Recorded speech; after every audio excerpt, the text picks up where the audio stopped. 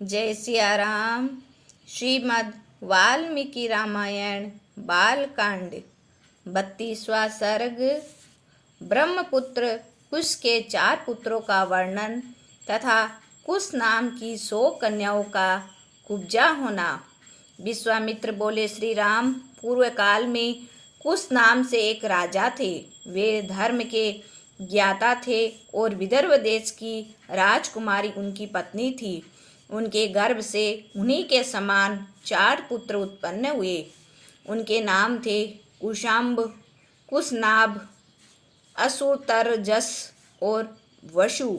तत्पश्चात अपने पिता की आज्ञा से उन चारों ने अपने लिए अलग अलग नगर बसाए। कुशाम्ब ने कौशाम्बी पुरी बसाई। कुशनाभ ने महोदय नामक नगर निर्माण कराया। असुतरजस ने धर्मारण्य और वसु ने गिरिवज्र नामक नगर का निर्माण करवाया। यह गिरिवज्र वसुमती के नाम से प्रसिद्ध हुई। इनके चारों ओर 5 श्रेष्ठ पर्वत है।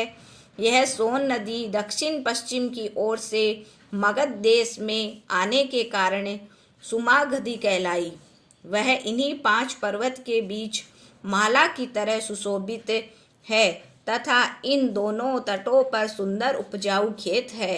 श्री राम धर्मात्मा कुशनाभ ने धृताक्षी नामक अप्सरा के गर्भ से 100 कन्याओं को जन्म दिया।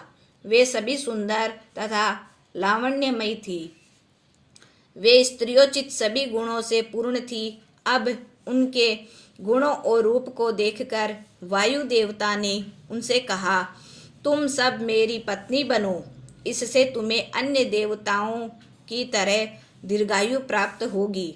लेकिन यह सुनकर उन सुंदरियों ने वायुदेव की हंसी उड़ाते हुए कहा, सूरश्रेष्ठ, प्राणवायु के रूप में आप सबके भीतर विचरण करने वाले हैं।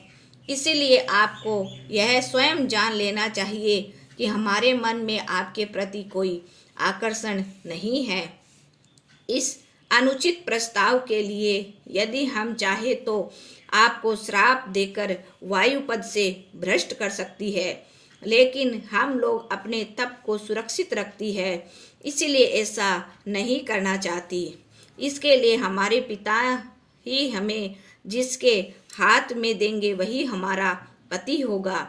उनकी इन बातों को सुनकर वायुदेव कुपित हो उठे और उनके भीतर प्रविष्ट हो उनके सारे अंगों को मोड़कर टेढ़ा कर दिया। शरीर मुड़ जाने से वे कुबड़ी होकर भय से व्याकुल हो उठी। उसी हालत में जब उन्होंने अपने राजभवन में प्रवेश किया, उनकी दयनीय दशा देखकर कुशनाभ घबरा उठे और बोले, पुत्रियों, किसने धर्म की अवहेलना करते हुए तुम्हें कुबड़ी बनाया? इतना कहकर वे लंबी श्वास खींचकर उनका उत्तर सुनने के लिए सावधान होकर बैठ गए।